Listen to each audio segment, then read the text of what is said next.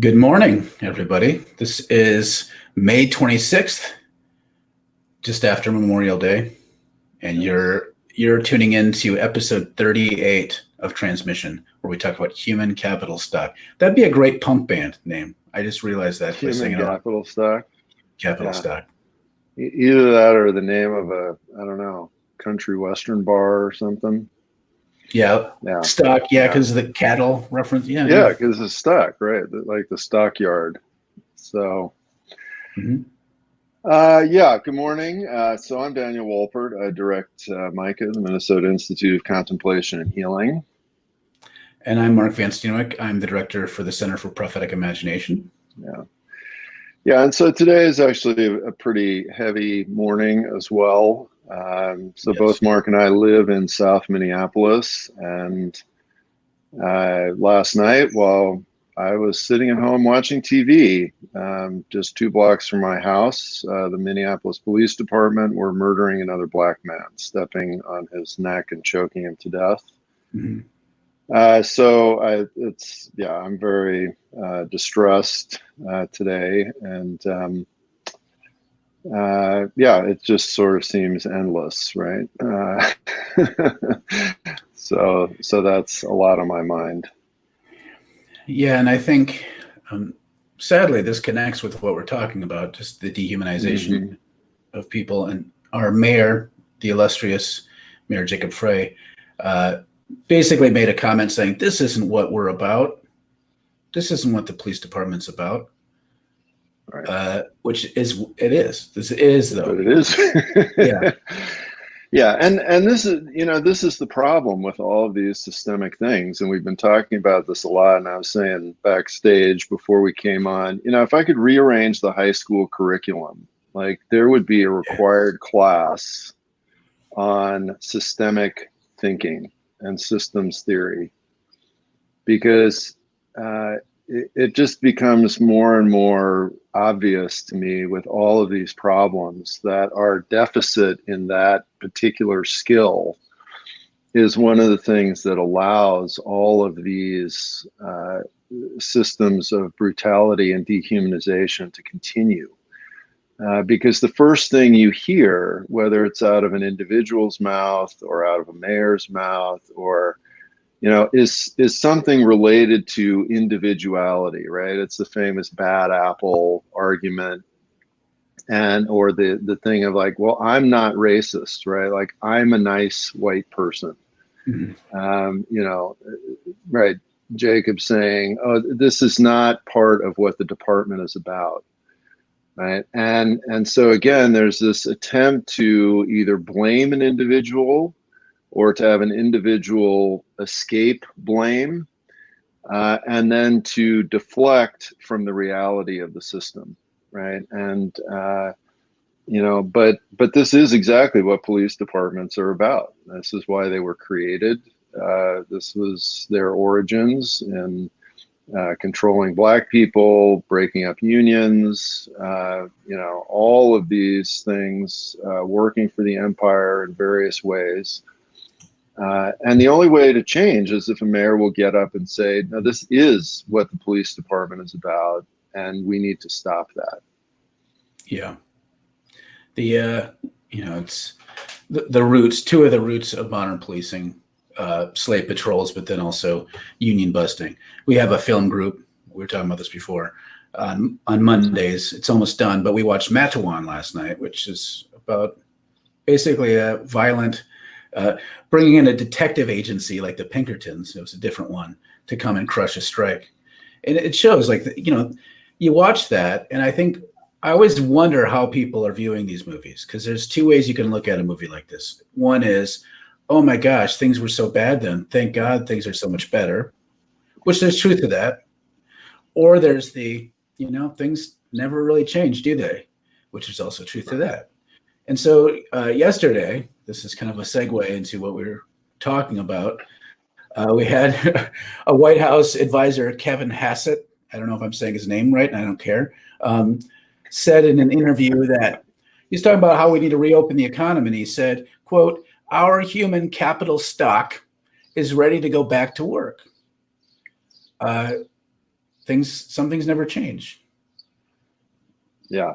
Yeah. And so, I mean, it's so kind of shocking. And, we were, again, Mark and I were talking before we started, and he said, well, maybe he was under stress or whatever. But the reality is that actually when you're under stress, you revert to your habitual patterns. And so, him saying this, especially if he was under stress, this is exactly what he thinks. And right, so you think about stock. So one, stock is a term that applies to inanimate objects, right? The capital, the little stock certificate, or cattle, or cattle.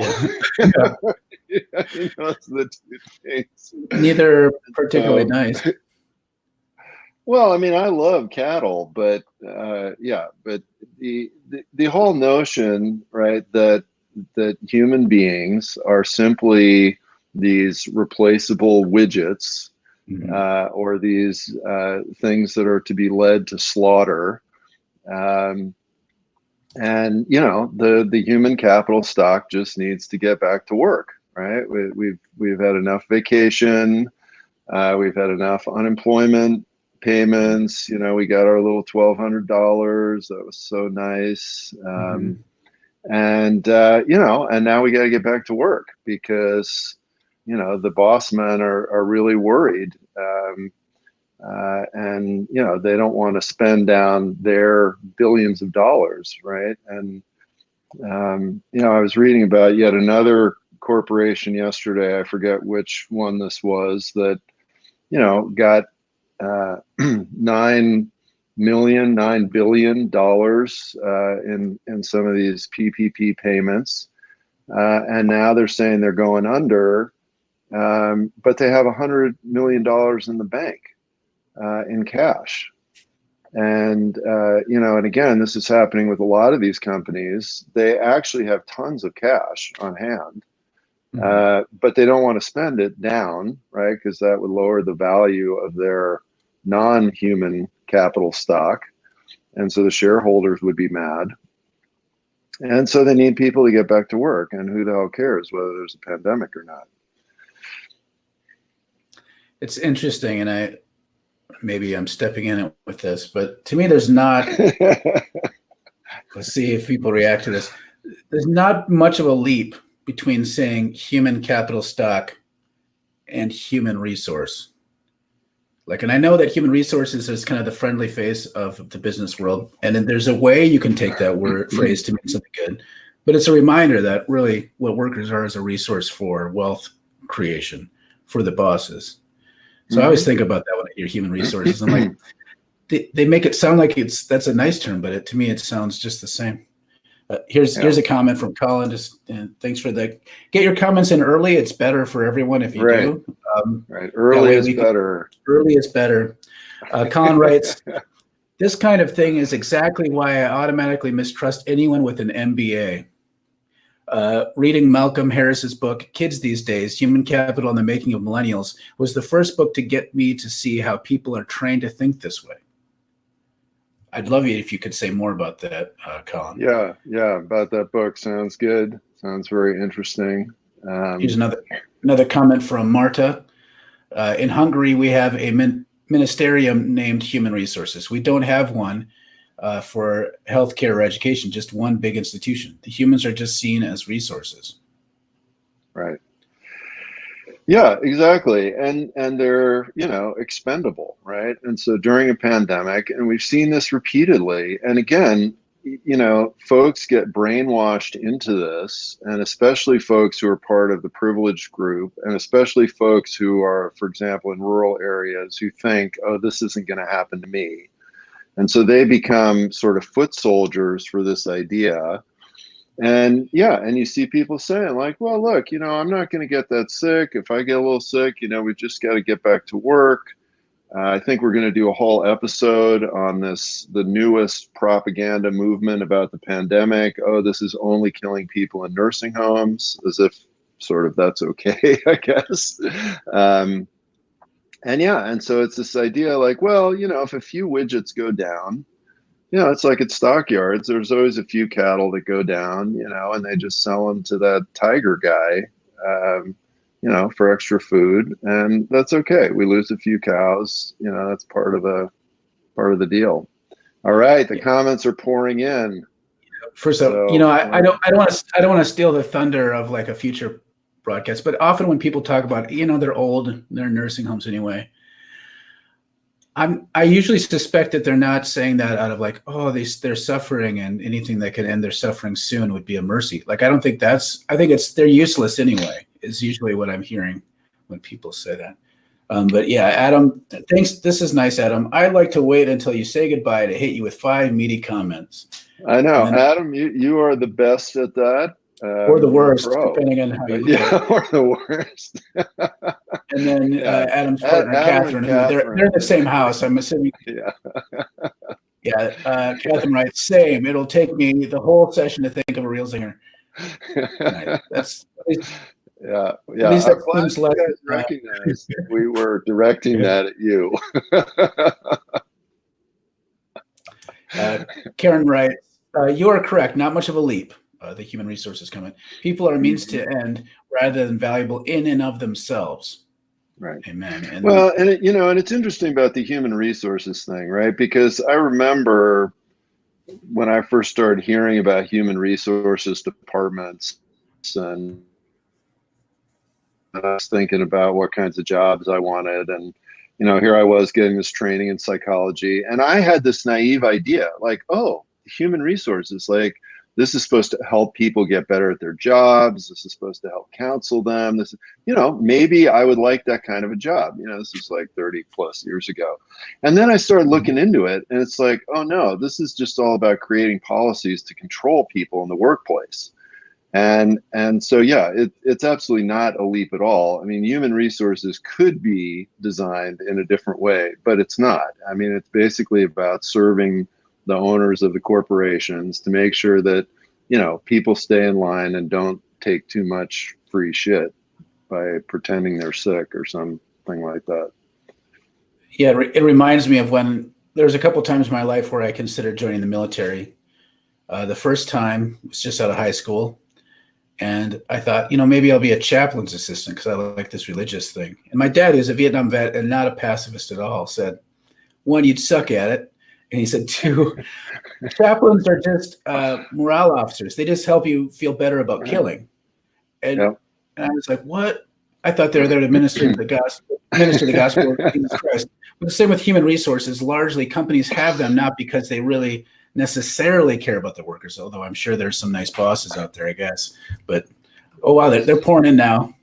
Okay. Yeah, they're pouring in now. Series, we missed series 1. Oh, did we? Okay. There we go. Going back. Series writes, the irony of the whole use of capitalist logic is how system is willfully making people financially and economic illiterate. Yeah.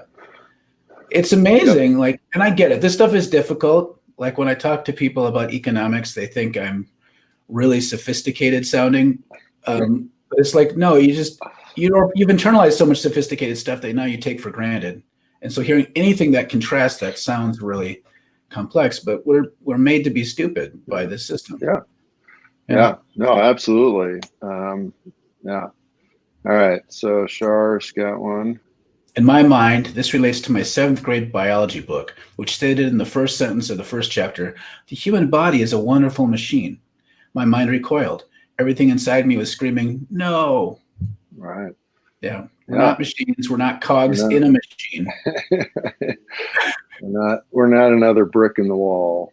No, or we shouldn't be anyways. Okay. Yeah. Kathleen.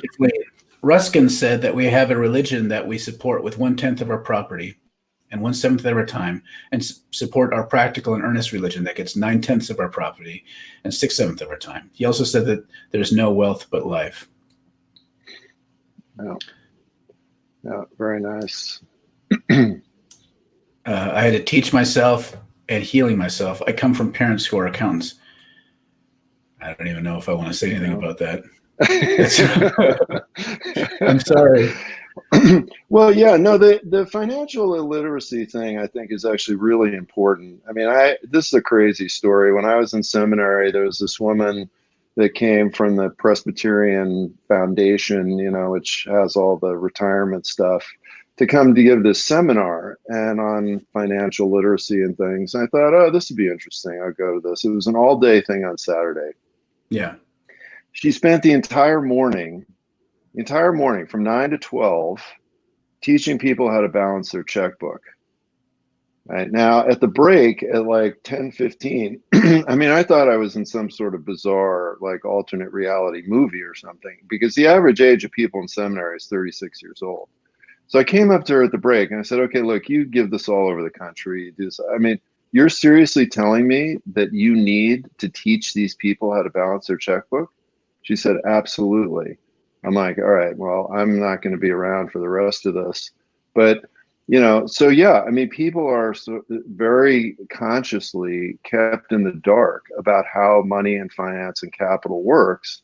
And so then that leaves us very open to manipulation. Yeah. And especially in a time of stress like this. Dorinda writes, Watership Down comes to mind as we have become the rabbits on the run. Such a good book. I remember the first time I read it thinking it was for kids. Right. Just because it's talking animals doesn't mean it's for kids. John Wright, essential workers are folks who fill positions deemed low value, as the U.S. American capitalist system values such positions based on how many people are willing and able to fill the position. The more accurate term is essential services, those tasks that are required for the convenience of the privileged folks. And these positions are filled by expendable and replaceable people. This is measurable by the level of wages paid. Yeah.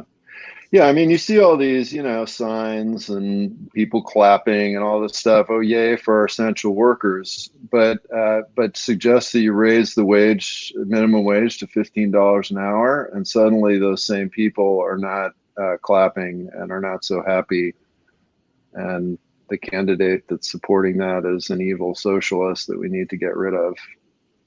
Reminds me of how we treat soldiers in our society. Like, I'm not a big fan of the military, but I recognize that they're the pawns by the powerful. And so instead of getting like not having war or paying them nice, like it's just like, okay, thank you for your service. It's sort of patriotic rah-rah stuff to cover over reality. Merv writes, human resources always support management owners. You got it correct. Keeps the companies from getting sued. Right, exactly. The liability department. Adam writes, it's interesting because you think it's resources for workers, but you're so right. Of course, that was the case. They'd call it workers' resources. Yeah. No, I mean, I distinctly remember that. It was very shocking to me. I was just, I don't know, naive, dumb, whatever. All right, Maria's got a comment. I love all these comments, by the way. Thank you. It's really great. Maria writes, as a substitute teacher, one of the curriculum that has been on the agenda has been promoting teaching economics. The articles the kids read talk about workers as human resources. This curriculum is exposed to children as young as kindergartners. Wow. I don't know if I've gone off on my rant about Thomas the Tank Engine. No, you haven't. Do it. Oh my God. Parents, if you've watched this show, this is how it works. So there's this island of Sodor, I think, with Ringo Starr doing voiceovers and shit. And like these trains, there's like the nice shiny trains, and then there's the rusty ones that are basically put away because they're no longer useful. And the whole point of the show is to teach these trains that they need to be useful. And then they pump it to little children. So this is this kind of insidious logic of your value is tied to your usefulness to an economy is just pervasive. And it's the guy who runs the island is like this dude wearing a top hat. So it's Mr. Topham Hat. Yeah, Mr. Topham Hat. It's not even like subtle that this is a pro-capitalist BS show. It's like Babar when like learning. Oh wow, I'm learning that colonialism is good. Yeah, no, that's amazing, Maria. I certainly had not been aware of that. It's disturbing. But yeah, I mean, this whole, and again, look, let's pull this out. This word resources, right? Mhm. So how else do we use that word? Okay, well, the earth is full of resources, and we're Yeah. just there to extract those resources, and we cut down the Tin, trees, and oil. we mine stuff, and yeah, take the oil and we extract things. Well, look, this is the entire reason that we have global warming happening, and it's the entire reason we have the pandemic happening. Right. I mean, when we have this incredibly mechanistic, it gets back to what Shar was saying. If we view the biological world as just this machine that has these cogs that we can control and we plug things in and we pull things out, the ecology is going to revolt. And right now Right. it's revolting big time. And yeah, I mean, that's not the way that life is supposed to be treated or related to. Now this, Right. this gets to my favorite operative definition for oppression, which comes from Simone Weil, but other people have said almost the same thing, that oppression is when people become objects. And Right. so, Yep. I mean, this is what dehumanization is. It's like when somebody becomes just merely a resource, and we're seeing it makes it easy to like put a knee on their neck. It makes it easier to do all kinds of horrible things to people. And of course, some Yeah. people are objectified worse than others. Oh yeah. White Yeah. men like me are objectified less than a black man or a black woman, or but there's a way in which this logic makes almost everyone an object unless you're part of the owner class. Uh, Colin writes, in that book, Harris, the first millennial to do such a study himself, traces how the world changed around my generation, being remade in the image of resource rationalization. It traces this social restructuring across a lifespan, beginning in kindergarten by quoting a letter from a school in New York, where the school defends its choice to cut its arts programs in favor of preparing the students, note 5-year-olds, to enter the workforce. Yeah. Yeah. No, absolutely. And that's, of course, a huge trend in education. Let's get rid of anything that helps you to think and make it all practical. All Yeah. right. Yeah. Karen, Great comments. Karen writes, the yeah. institution of slavery is deeply embedded in the American psyche. Yes, Right. absolutely. And of course, slavery connected to racism and whiteness, was created specifically because the peasant class, which originally in the colonies was mixed race, was starting to revolt against the landowners. Mhm. And so this is the classic divide and conquer, right? They created these laws in the Virginia colonies that basically said if you're white, you can work your way out of slavery and serfdom. If you're black, you could not. And so now, this is the original, setting up. So the white class was like, oh, great, we're privileged. And so we are going to work our way out of our serfdom, and we're going to let black folks become that. And again, in terms of intersectionality, right, these laws were required to be read in churches every Sunday. And so the churches were one of the fundamental vectors and transmission of that. Well, to make it even more sinister, I like to tell people that white supremacy is the child of Christian supremacy. Part of the other reason is in the laws, it was if you weren't a Christian, you could be enslaved.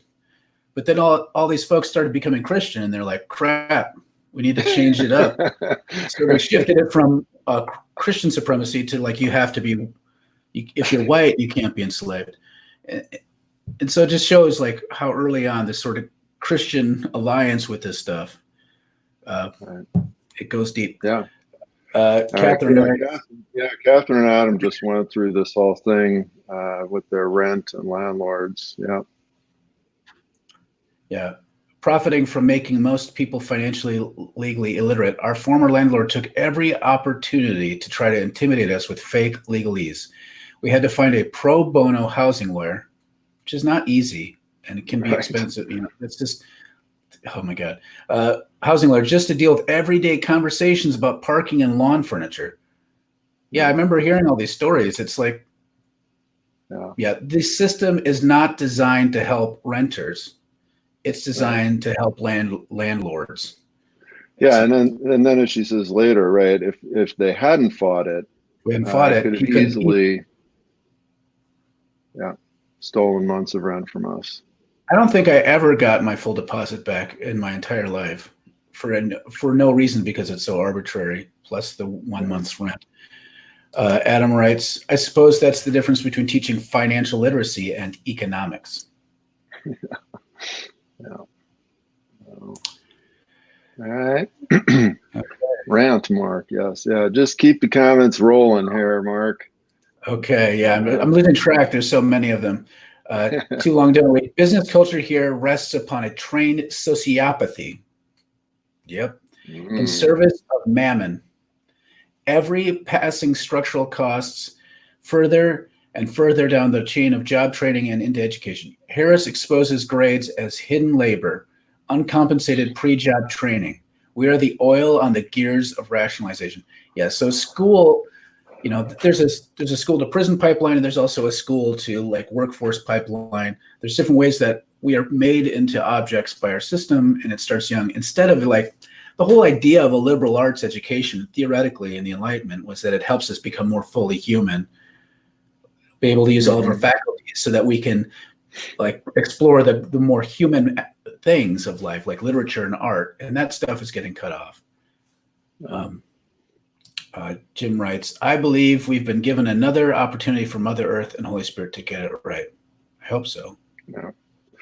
Well, yeah. I mean, that's the thing, right? Is that we're always given an opportunity to wake up. The question always is, are we going to take it?